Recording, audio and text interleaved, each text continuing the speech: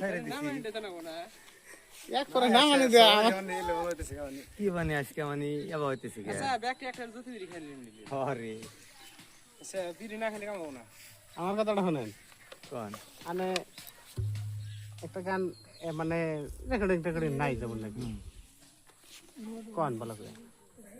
মিলানো মেন কথা আমি মিলানি হারতেছি না বুঝছেন এই চড়াহানি যে ওঠে না আমি এইটাই আমি উদিনকার থেকে খালি ধান চাই